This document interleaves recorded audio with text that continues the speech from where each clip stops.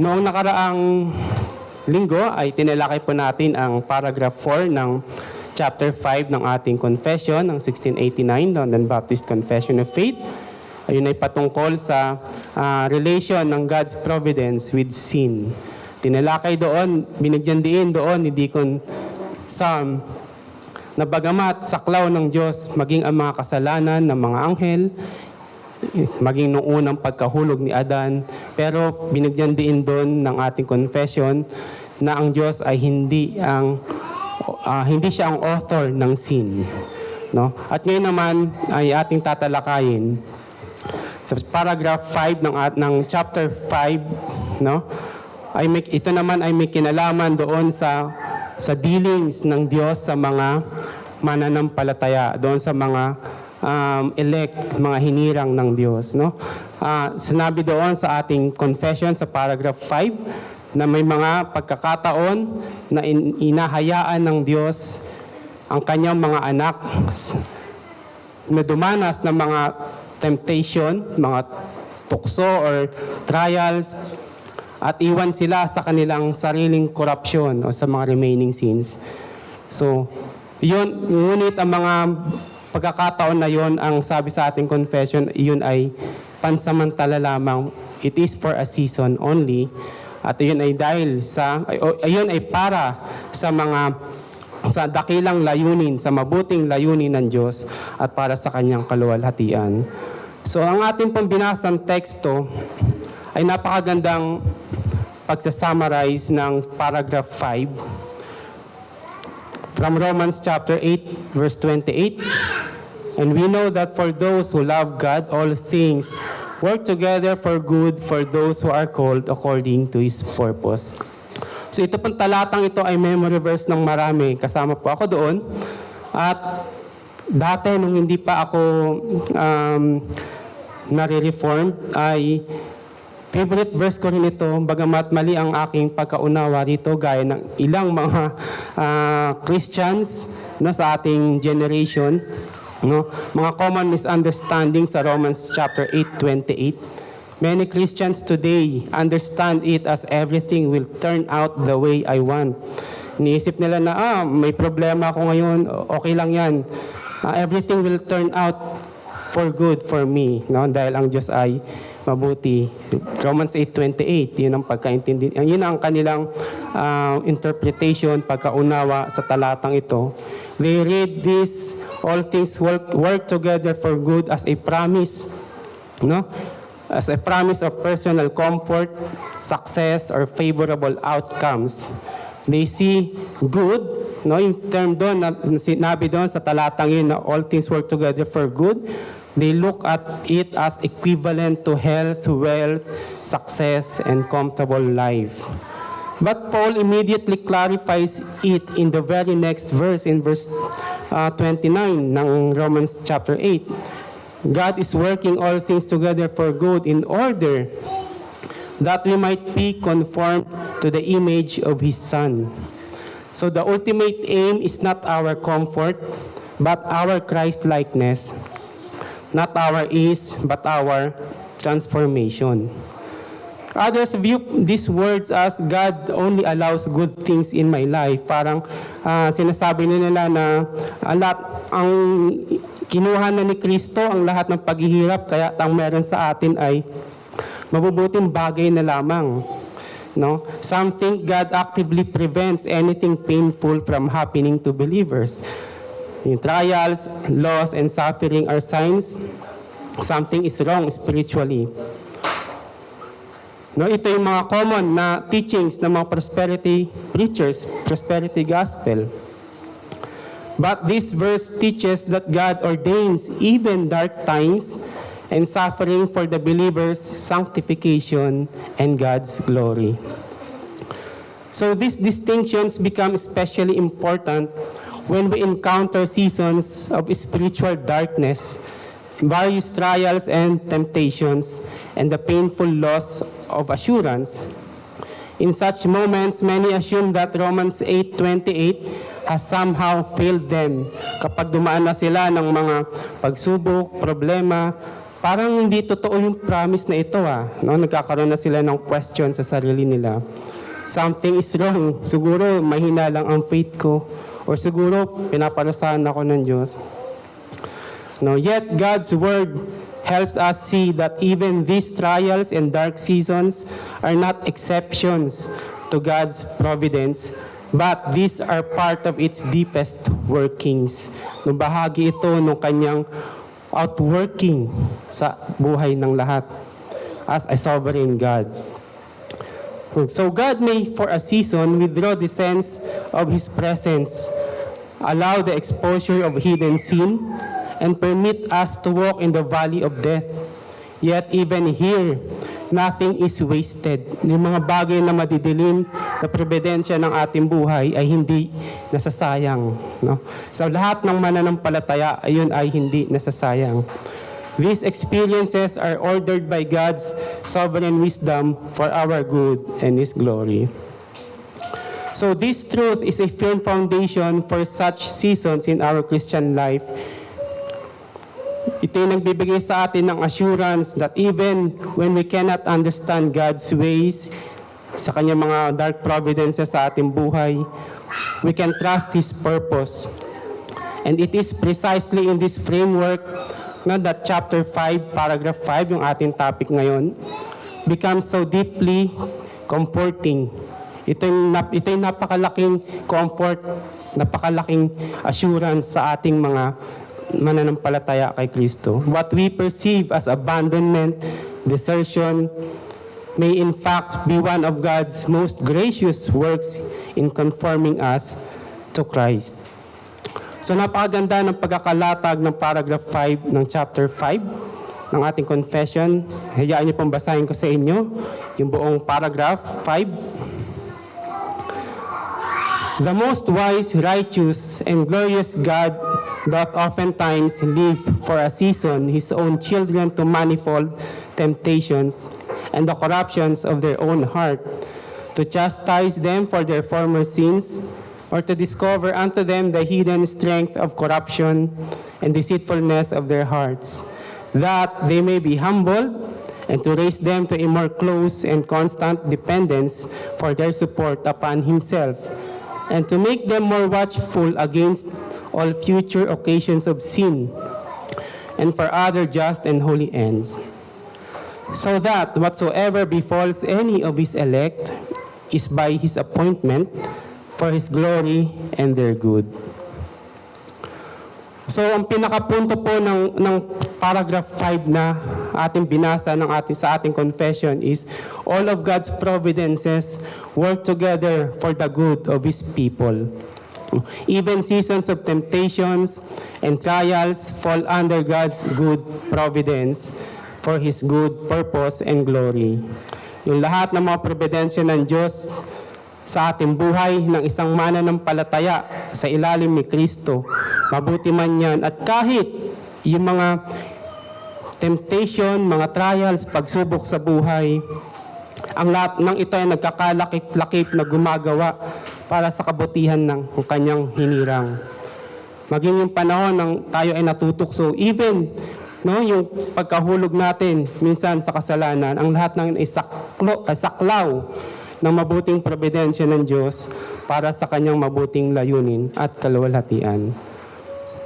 So tingnan natin ang paragraph 5 sa dalawang punto. Una, God for a season leaves us to temptations and our corruptions. Secondly, God leaving us for a season is for our good and His glory. So para pa sa unang punto, God for a season leaves us to temptations and our corruptions. So paragraph 5 reminds us of God's way with the elect. Na ito'y paalaala sa atin na ito yung kaparaanan ng Diyos sa kanyang mga tao, sa kanyang mga hinirang. God oftentimes leave for a season His own children to manifold temptations and the corruptions of their own heart. So notice, the confession used the words oftentimes and for a season.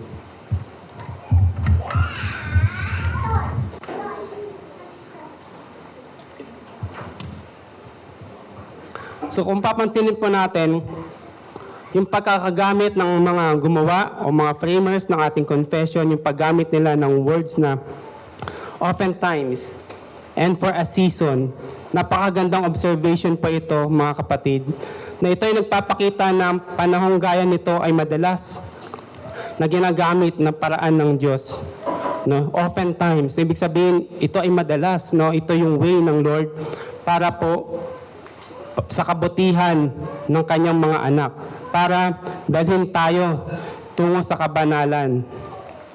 Sabi ni James sa James chapter 1 verse 2, "Count it all joy, my brothers, when you meet trials of various kinds."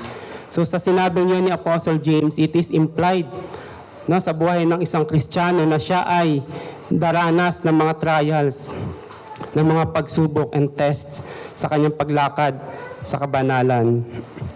These times when God leaves us to temptations and our own corruptions are not total abandonment. No, hindi ito yung total na pag-iwan sa atin ng Diyos o pagtalikod ng Diyos sa atin. Bagamat sa mga panahong gaya nito, ito ay nagbibigay sa atin ng pakiramdam na tayo ay iniwan na ng Diyos, no, tinalikuran na niya tayo.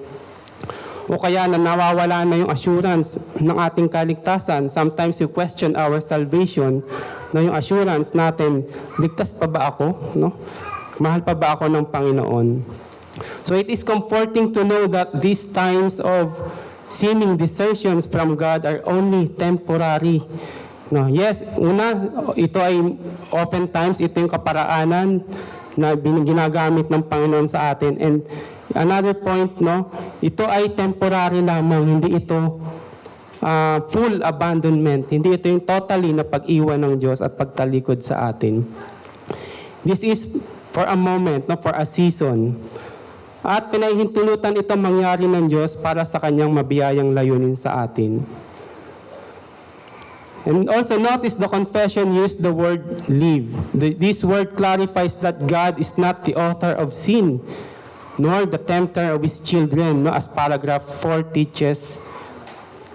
Sabi ng Apostle James, "Let no one say when he is tempted, I am being tempted by God. For God cannot be tempted with evil, and He Himself tempts no one." Ang Diyos ay hindi nanunukso. Hindi siya yung pinagmumula ng pagkakasala, no, ng tao, lalo na ng kanyang mga anak. Na hindi siya, wala man lang bahid ng kasamaan o maling o evil motives sa ating Panginoon. He is pure, He is holy in His ways. God allows believers to go through trials and temptations. No, even the heroes of faith, no, yung ating mga heroes of faith, sila Abraham, sila Jacob, si David, no, si Job. At marami pang mga apostles and believers from the Bible ay dumanas ng temptations, and even Jesus Christ Himself was tempted. So these experiences are not abandonment. Tandaan natin, mga kapatid, hindi ito abandonment ng ating Diyos Ama, but for wise, holy, and loving purposes. No? Ito ay inaalaw ito ng Panginoon sa ating buhay for a season para sa kanyang wise, holy, and loving purposes. So let us be reminded that temptations and trials are not vindictive but means of sanctification for the people of God. So para sa atin, ito ay yung pagpapaubaya ng Diyos sa atin for a season to undergo temptations and trials. These are not vindictive, no, para parusahan tayo ng Diyos dahil galit siya sa atin, no. But these are the instruments or the means of our sanctification. These temporary withdrawals from God are not vindictive because Christ already bore the punishment of our sins. Rather, they are intended for growth in faith and obedience. So hindi na ito, sa lahat ng mga nakipag-isa kay Kristo na nasa ilalim na ng ating Panginoon, ang pansamantalang pag-iwan ng Diyos sa mga pagsubok ng buhay ay hindi puot ng Diyos sa atin. Ito'y mabiyayang kamay na nagdadala sa atin upang tayo ay Kanyang banalin. Ito hindi na puot sapagkat pinasan na ni Kristo ang parusa. At ang Panginoong Jesucristo ang dumanas na siya'y pinabayaan ng Ama na magdusa sa krus para sa kapatawaran ng ating kasalanan. When God leaves us for a time, when it seems that God is against us, let us be comforted with this. No? Sabi sa Romans 8:34, who is to condemn? Christ Jesus is the one who died. More than that, who was raised, who is at the right hand of God, who indeed is interceding for us. No, wala na yung poot, no? Dahil si Kristo ay namatay na sa krus, siya na yung nagbayad, siya na yung bumata ng poot ng Diyos. At siya ngayon ay nagtagumpay sa kamatayan at kasalanan, siya ngayon ay nakaluklok sa kanang trono ng Diyos. At siya ay nag-i-intercede para sa atin. So napakalaking comfort ng mga talatang ito sa ating mga mananampalataya na dumaranas ng mga severe temptations and trials sa buhay. Isa pang punto sa ating confession is yung napakaganda ng pagkakalahad ng simula ng paragraph 5. Ang sabi doon, the most wise, righteous, and gracious God doth oftentimes live for a season. No? Yes, God leaves us to manifold temptations and trials, and we may not see His face for a time, but we can have great comfort that the God of the dark, afflicting providences is the most wise, righteous, and gracious God. So we may not understand His ways. No, we may not understand His ways. Hindi natin maintindihan bakit dinaranas natin ito. Minsan, ang kaparaanan niya ay hindi natin maarok. But we can always trust His omniscience. No? Isaiah 55:9, for as the heavens are higher than the earth, so are my ways higher than your ways, and my thoughts than your thoughts. We may see our trials as unfair and think that He wronged us. Minsan parang, ba't ganun, Lord? No, minsan question natin yung providences ng Diyos sa buhay natin. Iniisip natin minsan parang dinaya o dineceive ako ng Panginoon, parang ganun. But we can be sure that He is most righteous, holy, and just. No? When we may doubt our assurance of salvation, but we can have great comfort that we are in Christ, who died for our sins, and is at the right hand of God, who indeed is interceding for us. So pinakamensahe ng unang punto is even in temptations and troubles of life, God is always wise, righteous, and gracious. No? God remains holy in all His ways. In allowing these dark, afflicting providences in our lives, He is working this out for our good and His glory. So napakalaking comfort ito sa atin mga kapatid. Gaya nga sa paragraph 1 ng chapter 5 about divine providences. Yung providensya ng Panginoon ay hindi mo maihiwalay sa character ng Panginoon. So ganun din, even in sin, temptations, and trials, maaaring hindi natin maunawaan, hindi natin maarok yung kaparaanan ng Panginoon, yung mga dinaranas natin sa buhay natin. But we can take comfort kung sino ang Diyos, no? Kung sino ano yung character, ano yung kalikasan ng katangian ng Panginoon. He is wise, righteous, and gracious. And from these attributes, no, ito yung magbibigay sa atin ng matibay na anchor and foundation ng ating pananampalataya.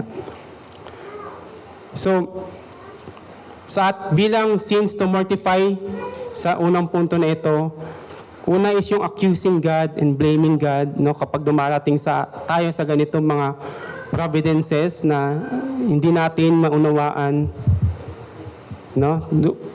Pakiramdam natin talaga wala ang Panginoon, malayo ang Diyos, iniwan tayo ng Panginoon, no? Wala yung assurance, wala yung joy, no?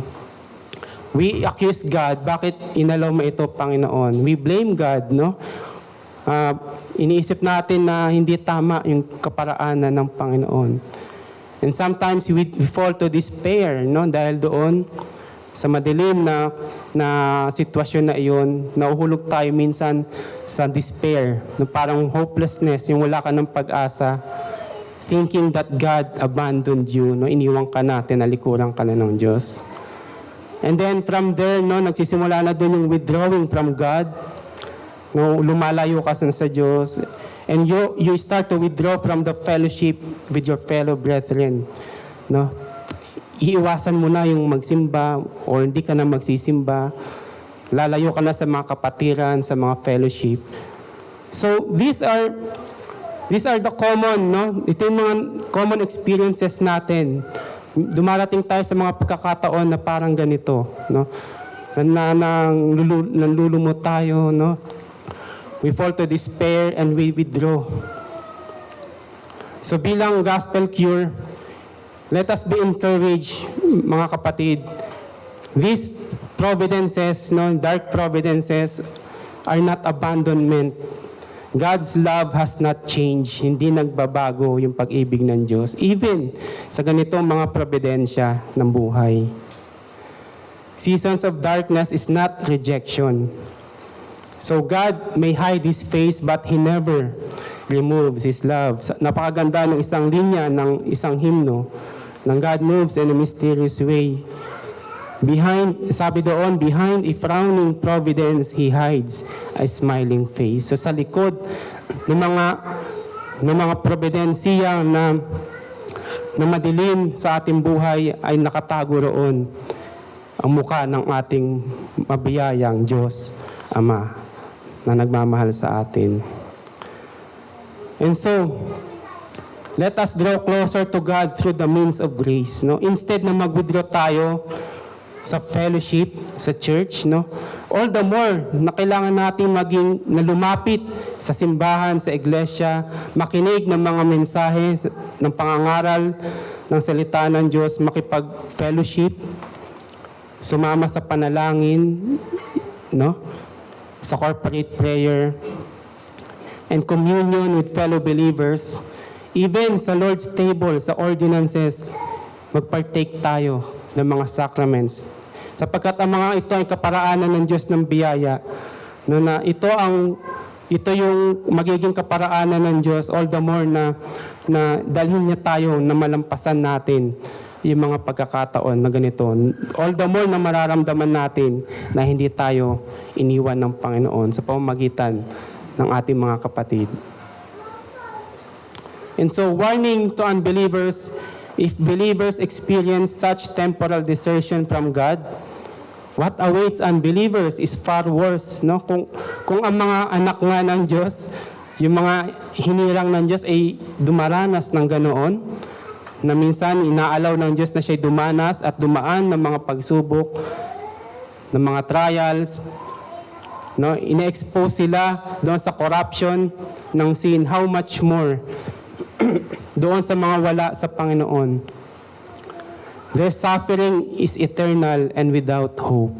All the more na mas daranas sila ng matinding kahirapan at kapighatian ng buhay. So kaya ang panawagan natin, kung ikaw ay wala pa sa Panginoon, ito yung panahon na lumapit ka kay Kristo. Sumampalataya ka sa Kanya at talikuran mo ang iyong mga kasalanan. Kilalanin mo siya bilang iyong Panginoon at Hari ng iyong buhay. So para pa sa ikalawang punto na ating titingnan is God leaving us for a season is for our good and His glory. Sa ating pong confession, meron po yung binanggit ng mga purpose, na may mga layunin, mga ends ng temporary na pagpapabaya sa atin ng Diyos. Una, to discipline and humble us through the exposure of sin. Pangalawa po is to draw closer and cultivate deeper dependence on God. Pangatlo, to be more watchful against sin and other just and holy ends. So dito po muna tayo sa una, to discipline and humble us through the exposure of sin. Sabi ng confession, to chastise them for their former sins, or to discover unto them the hidden strength of corruption and deceitfulness of their hearts, that they may be humbled. So, yung chastisement provides the sense, no, yung sense ng correction to correct in love for our profit as a father doth his child. Ito po ay ayon sa Complete Christian Dictionary, no? Ang ibig sabihin ng chastisement is ito yung pagko-correct na may pag-ibig, no? Gaya ng isang ama na nagmamahal sa kanyang anak, na kino-correct niya o tinutuwid niya yung kanyang anak para sa kabutihan niya.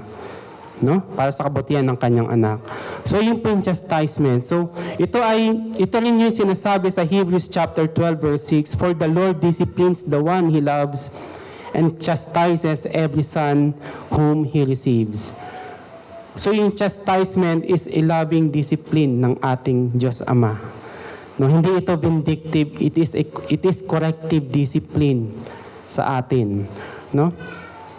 And also, the confession mentioned along with chastisement, no, yung sa phrase na yon, along with chastisement, sinabi doon, to discover the hidden strength of corruption and deceitfulness of their hearts.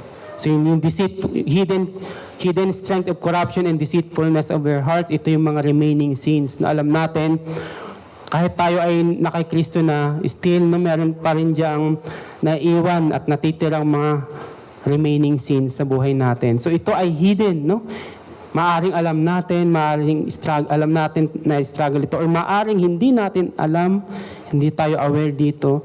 So God uses these seasons, no, na temporary na pinapabayaan tayo ng Diyos sa ating sariling corruption for the purpose, no, for the purpose of God exposing this hidden corruption. And kapag ito ay na-expose, it will humble us, no?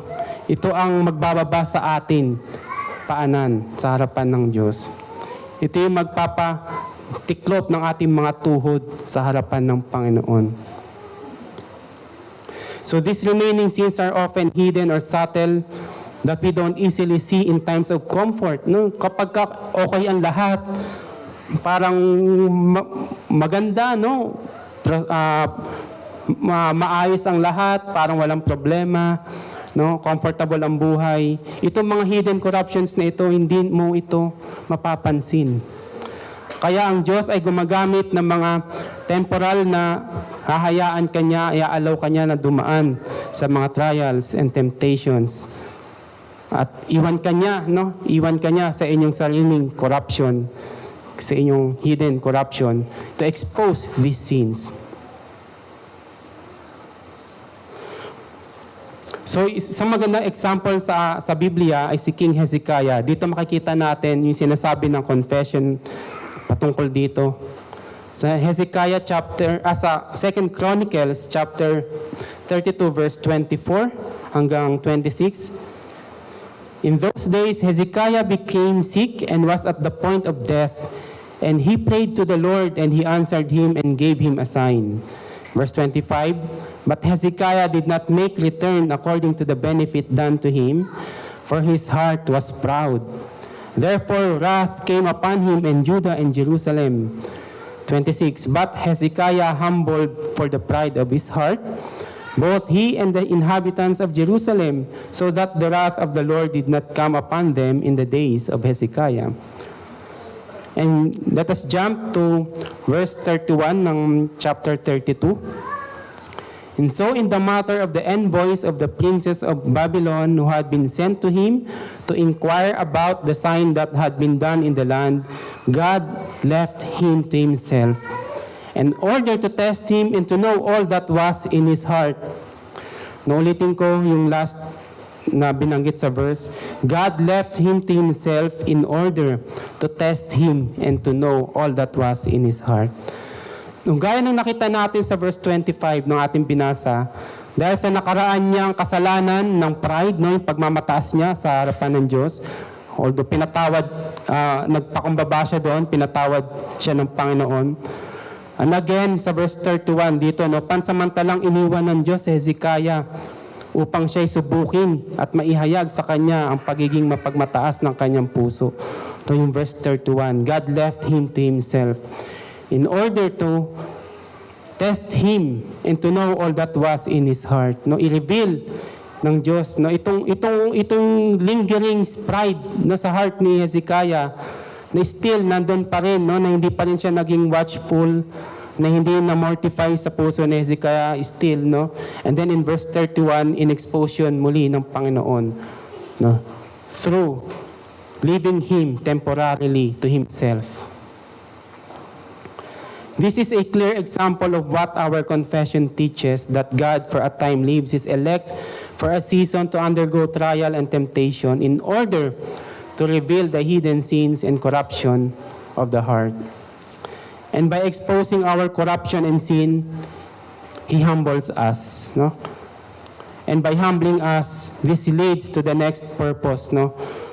Yung sumunod na purpose nun is to draw closer and cultivate deeper dependence on God. And to raise them to a more close and constant dependence for their support upon himself.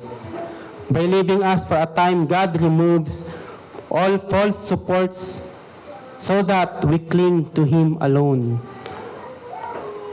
So by withdrawing, no, sa pag-withdraw ng Panginoon sa atin, yung kanyang restraining grace, no? For a time, inaalis ng Panginoon yung false support o ina-expose ng Panginoon sa atin yung ating hidden corruptions. And also God removes, no, yung false supports na kung saan tayo kumakapit, kung saan tayo nagtitiwala. In the case of Hezekiah, no, yung kanyang karangyaan, yung kanyang mga past victories, no, na nagbibigay ng tribute sa kanya, yung kanyang mga subjects na naging nabalita no, sa mga karatig na kaharian, yung ginawa ng Diyos sa kanya. No, naging mayaman, naging maunlad ang kanyang pagkaharian sa panahon niya dahil doon naging proud siya sa harapan ng Panginoon. To the point na ibinilandra niya sa kaaway yung kayamanan ng kanyang kaharian. So, doon, no, sa case ni Hezekiah, yun yung kanyang false support, na yung kanyang sarili, independence sa kanya. Trials remind God's children that they must always look to heaven for sustenance and strength, never relying on their own resources. That is why Christ taught us in the Lord's Prayer, yung tinuro ng ating Panginoong Hesus, "Give us this day our daily bread," no, sa mga sumunod pa, "and lead us not into temptation, but deliver us from evil." No, it implies much more than simply food. No, asking for food, yes, kasama yun sa ating daily nourishment, but it is more than that. No, it is a total dependence on God for our sustenance and protection. Bakit? No, bakit kailangan nating malaman na kung wala ang biyaya ng Panginoon, no, kung wala yung biyaya niya, yung pag-iingat niya sa atin, no, wala tayo, no. Sa harap ng temptation, sigurado magpe-fail tayo.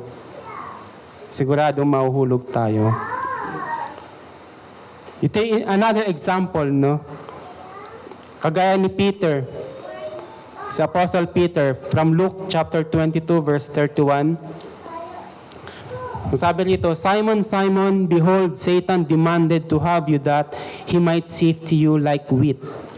But I have prayed for you that your faith may not fail. And when you have turned again, strengthen your brothers." And Peter said to him, "Lord, I am ready to go with you both to prison and to death." Jesus said, "I tell you, Peter, the rooster will not crow this day until you deny 3 times that you know me."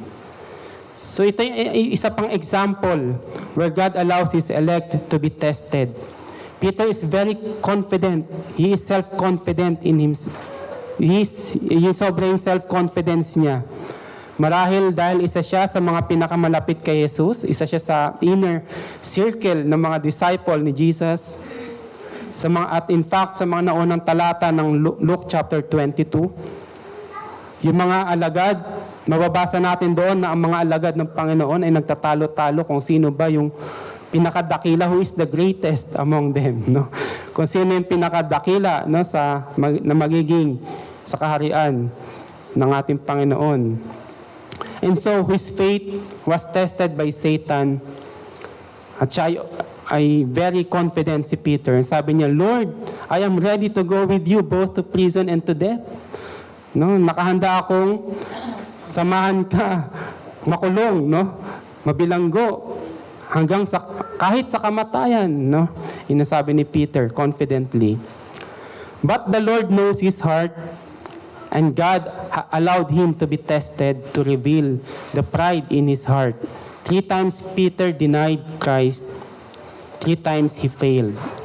So at this very moment, no, he was humbled.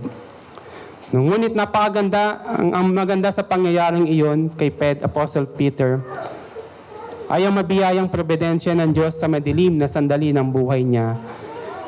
Sabi doon ng Panginoong Yesus,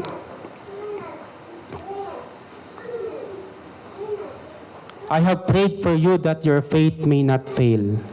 Now, Christ intercedes for Peter that his faith may not fail. Bagamat nahulog siya sa kasalanan, ngunit ito ay ginamit ng Diyos upang ibaba siya sa kanyang pagmamataas. No? Ibaba siya sa kanyang yung dependence niya sa kanyang sarili, yung dependence niya sa kanyang estado, no, bilang alagad, no, meron siyang glory doon sa bilang alagad ng Panginoong Hesus. Bagamat nahulog siya sa kasalanan, ito ay ginamit ng Panginoon, no, para siya ay ibaba, i-humble siya, at upang ilapit siya lalo, masigit siyang ilapit sa Panginoong Hesus, no? Ito yung nagdulot sa kanya ng higit na pagmamahal kay Hesukristo at lubos na depende o pagdepende sa kanya. So kung paanong 3 beses niya dininay ang Panginoon, no, sa closing account ni Apostle John, pinakita doon 3 times din na sinabi ni Peter. Ipinahayag doon ni Apostle Peter yung kanyang pag-ibig kay Jesus. So dito, no, muli siyang ni-restore ng Panginoong Hesus yung kanyang pananampalataya. So, pangatlong purpose kung bakit inaalaw ng Panginoon na tayo ay pansamantalang iwan niya is for us to be more watchful against sin. Ang sabi ron sa confession, and to make them more watchful against all future occasions of sin. So darkness teaches that sin is more dangerous than we thought, no? Ito rin yung warning sa atin na wag natin maliitin ang anumang kasalanan. Ito ay mapanganib, no? Higit pa sa ating inaasahan. Sa pamamagitan nito, hindi natin dapat minamaliit ang anumang kasalanan. Hindi natin tinitingnan ito gaano man ito kaliit, lantad man, nakatago man. Ang lahat ng ito ay dapat patayin, no? This doctrine should not make you comfortable to sin. Napakaganda ng paragraph 5 ng chapter 5 ng ating confession. This is comforting, no? But this doctrine should not make you comfortable to sin. Huwag natin isipin na okay lang naman pala magkasala kasi kasama pala yun sa providensya ng Diyos. Everything will turn out to be good naman pala, no? So no, hindi po ganoon, no? Kagaya ng objection ni Apostle Peter, no? Hindi maaari.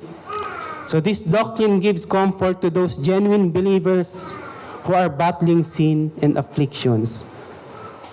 It is comforting to those genuine believers na patuloy na nag-struggle, na nakikibaka, na dumaranas ng pansamantalang pag-iiwan ng Diyos, pagpapabayaan ng Panginoon, no, sa trials.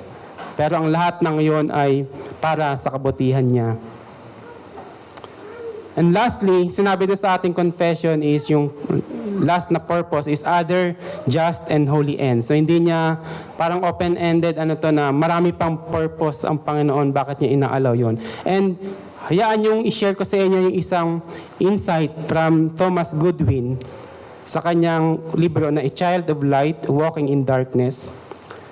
Hayaan niyo pong basahin ko sa inyo yung last part ng kanyang libro, sa chapter 15. And pinaraphrase ko na rin kasi medyo mahirap siyang intindihin yung English niya, na Old English, na So ang sabi niya, it leads believers to value the light of God's presence more deeply when it is restored to them. They learn to treasure it highly and to walk more closely with God in order to preserve it, esteeming it above all earthly blessings. Like the bride in the Song of Songs who lost her beloved, but upon finding him again, held on to him tightly and refused to let him go.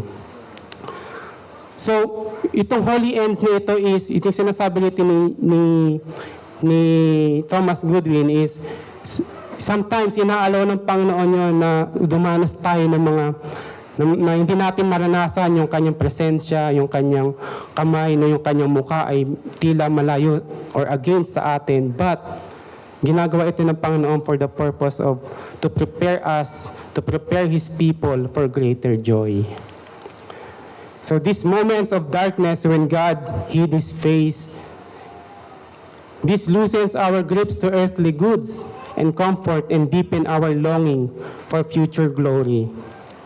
So it is preparing His people for greater enjoyment of the true good that is found in Christ. So ito yung naghahanda sa atin, nagbibigay sa atin ng sweeter na pagmamahal, ng longing, all the more doon sa presence ng Panginoon, sa pag-ibig ng Panginoon, sa kamay ng Diyos, no? Hinahayaan parang sa Song of Songs, no? Yung bride doon, no, minsan hindi niya makita yung kanyang husband, no, nawala sa piling niya yung kanyang husband, at nung muli niyang nakita, no, yung kanyang beloved, nung nakita niyang muli, no, ang sabi doon, she held on to him tightly and refused to let him go. Parang mas lalong naging matamis, no, yung pag-ibig niya sa kanyang asawa. So, alam natin ito sa ating earthly relationships, even sa marriage, na after ng parang ang mag-asawa kapag may time na nagkahiwalay, minsan maaring nawala si Mister para ng ibang bansa o kaya nagtrabaho sa ibang lugar ng ilang panahon, at nung muling nagbalik, no, yung kanyang asawa, sabik na sabik sila sa isa't isa na parang ayaw nang maghiwalay. So sa atin, how much more yung grace, yung pag-ibig ng Diyos, yung pleasure, yung joy na ibinibigay ng Panginoon sa atin, no?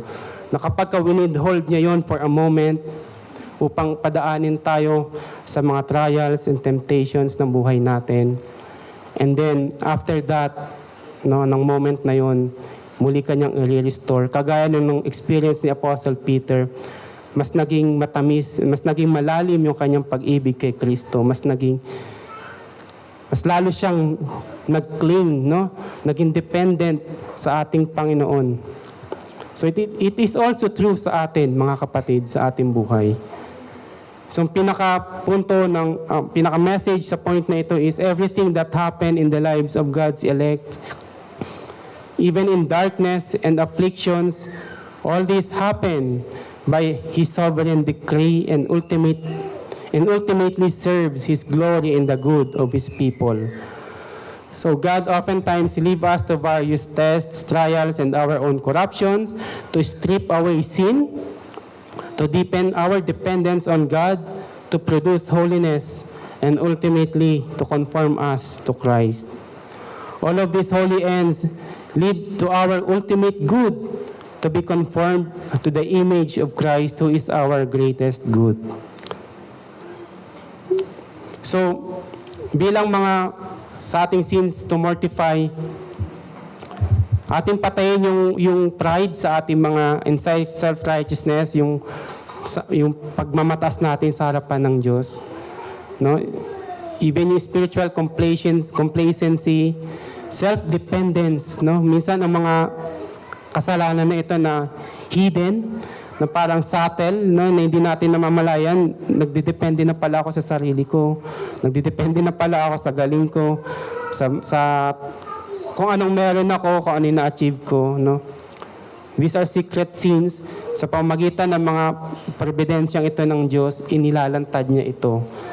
At tayo ibinabalik niya tayo sa ating mga tuhod sa harapan niya at tayo ay mas lalong inilalapit sa Kanya, na tayo ay magtiwala sa Kanya.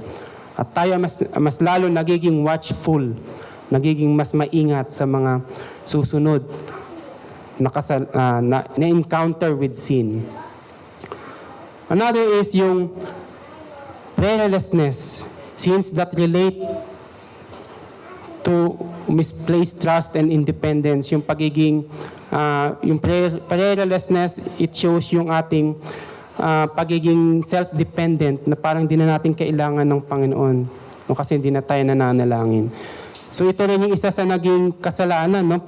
Naging failure nila Peter during nung bago i-test si Peter, di ba?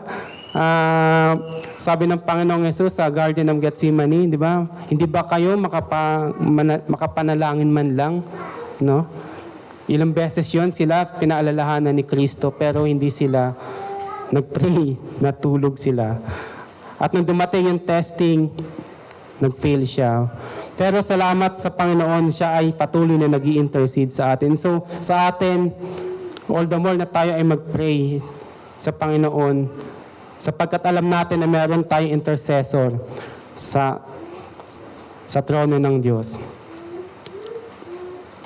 Yung spiritual laziness, overconfidence sa ating sarili, yung pagiging lazy sa mga means of grace, no, sa mga fellowship, sa ating pag-aaral ng Biblia, no, sa pagkakaroon ng time sa ating family worship. Nagpapakita rin ito ng parang overconfidence o parang pagtitiwala sa ating sarili at hindi sa Panginoon.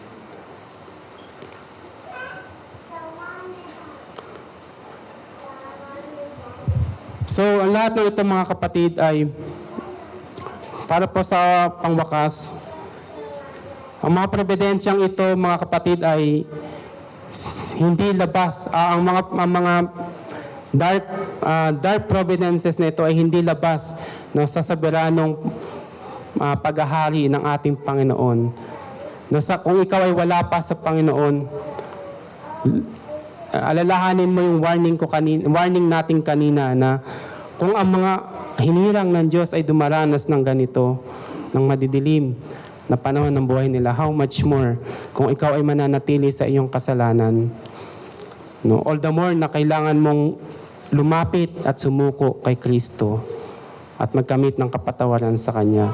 At sa atin naman mga kapatid na kay Kristo, alalahanin natin, sa mga ganitong panahon, sandali ng buhay natin, let us contemplate, no, doon sa attributes ng Panginoon, kung sino ang Diyos na nagligtas sa atin, na umibig sa atin, ang Diyos na hindi nagbabago. Kung iniligtas niya tayo noon, ganun din mananatili siyang tapat sa kanyang pangako sa atin. So, tayo pong lahat ay magwakas sa panalangin. Ang Panginoon, salamat na dahil kayo ay tapat, kayo ay Diyos na hindi nagbabago, kayo pa ay Diyos na mabuti, kayo ay Diyos na marunong sa lahat, walang nakaihigit sa inyong kaalaman, wala rin nakaihigit sa inyong kabutihan at biyaya, at kayo ay banal na Diyos, at kayo matuwid sa lahat ng inyong kaparaanan. Kami ay nagpupuri sa inyo at nagpapasalamat na ang lahat ng mga bagay na ito ay inihayag mo sa inyong mga salita at kami, Panginoon, ay nawa dalhin mo kami sa aming mga tuhod sa pagpapakumbaba sa inyong harapan, na kami, Panginoon, ay mag-repent sa anumang klase ng aming pagmamalaki sa inyong harapan, anumang anyo ng pagmamataas, anumang anyo ng pagiging dependent sa aming sarili. Lord, salamat, Panginoon, na inireveal niyo ito sa amin sa inyong salita at miniling namin na kami ay inyong linisin, kami ay inyong patawarin sa mga bagay na ito. Salamat, Panginoon, sa mga graces, Lord, na ipinakita niyo sa amin. Nawa ang lahat ng ito ay magbigay ng paalaala sa amin na kayo ay mabuti, ng mabuting Diyos, ng providensya at kailanman mananatiling tapat sa aming mga buhay. Salamat po, Diyos, sa mga sandali na aming kinakaharap ngayon. Ang mga salita mong ito ay isang malaking comfort and assurance sa amin, sa aming panahon ngayon. Sa gitna, Panginoon, ng mga pagkakataon na mas madaling magkasala kaysa magtiis, mag-persevere sa katuwiran. Mas madalas, Panginoon, sa ganitong pagkakataon, mas madali ang tumalikod sa inyo, mag-withdraw sa inyo, Panginoon, sa iglesia. Lord, paalalahanan mo kami, Panginoon, na kayo ay Diyos na tapat, kayo ay Diyos na mabuti at mabiyaya, at kayo ang Diyos na patuloy na nag-iingat sa amin, patuloy na nag-i-intercede sa amin, nagmi-mediate sa amin sa inyong trono on our behalf. Salamat, Panginoon, na pinapanatili niyo kami sa lahat ng mga bagay nito para sa inyong dakilang layunin, para kami ay banalin niyo para sa inyong kaluwalhatian. Kayo po lamang, Panginoon, ang maitaas at maluwalhati sa araw na ito. Sa pangalan ni Jesus. Amen.